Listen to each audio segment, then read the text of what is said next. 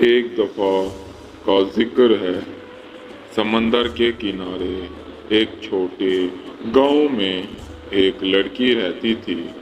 سمندر کنارے ایک چھوٹے سے گاؤں میں وہ رہنے والی لڑکی جس کا نام مرجان تھا۔ مرجان کا قد چھوٹا تھا، لیکن اس کی ہمت اور حوصلہ بہت بلند تھا۔ اس کی ماں اسے پیار سے سمندر کی ملکہ کہتی تھی، کیونکہ مرجان کو سمندر سے بہت محبت تھی۔ گاؤں کے لوگ مرجان کی کشتی چلانے کی مہارت کے قصے سنا کرتے تھے۔ اگرچہ اس کا قد چھوٹا ہونے کی وجہ سے وہ تمام لوگوں کی مزاحیت کا حصہ بن جاتی۔ لوگ اس کا مذاق اڑایا کرتے تھے، لیکن وہ بڑی مہارت سے کشتی چلا کر سب کو حیران کر دیتی۔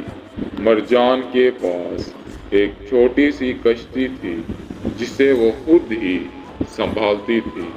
اکثر سمندر کی گہرائی میں مچھلیاں پکڑنے جایا کرتی تھی، جال لگایا کرتی تھی جس سے وہ بہت سی مچھلیاں پکڑ لیتی تھی۔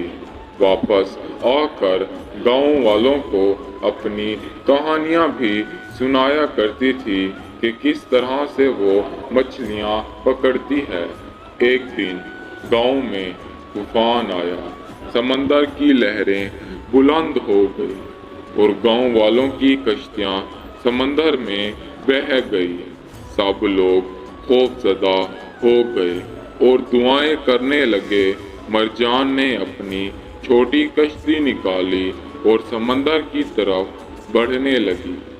گاؤں کے لوگ اسے روکنے لگے کہ وہ واپس آ جائے، مگر مرجان نے کہا، میری کشتی چھوٹی ہے مگر میرا حوصلہ بڑا ہے۔ مرجان نے بڑی ہی ہمت اور جرأت کے ساتھ طوفان کا سامنا کیا۔ اس نے ایک ایک کر کے گاؤں والوں کی کشتیاں واپس لانا شروع کی۔ اس کی مہارت اور حوصلے نے سب کو حیران کر دیا۔ آخرکار مرجان نے تمام کشتیاں واپس لائی اور گاؤں والوں کی جان بچا لی، کیونکہ وہ کشتیاں ہی ان کی روزی روٹی تھی۔ اگر وہ ڈوب جاتی، خراب ہو جاتی تو وہ اپنے بال بچوں کو کیسے پالتے؟ گاؤں کے لوگ اب مرجان کو سچ مچ سمندر کی ملکہ کہنے لگے، کیونکہ اس نے ثابت کر دیا تھا کہ قد یا ظاہری طاقت نہیں، بلکہ دل کی طاقت اور حوصلہ سب سے بڑا ہوتا ہے۔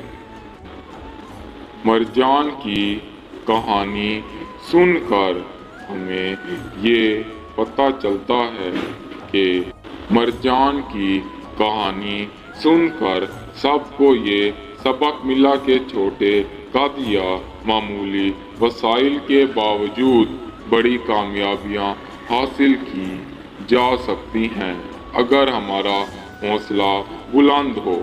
جو لوگ مرجان کے چھوٹے قد پر اس کی ہنسی اڑایا کرتے تھے، آج وہی لوگ اسے دور سے دیکھتے ہی سلام کرتے ہیں، اس کی عزت کرتے ہیں۔ یہ کہانی ہمیں سکھاتی ہے کہ حوصلہ اور جرأت سے بڑی مشکلات کا سامنا کیا جا سکتا ہے، اور ظاہری قد و قامت سے زیادہ دل کی قوت اہم ہوتی ہے۔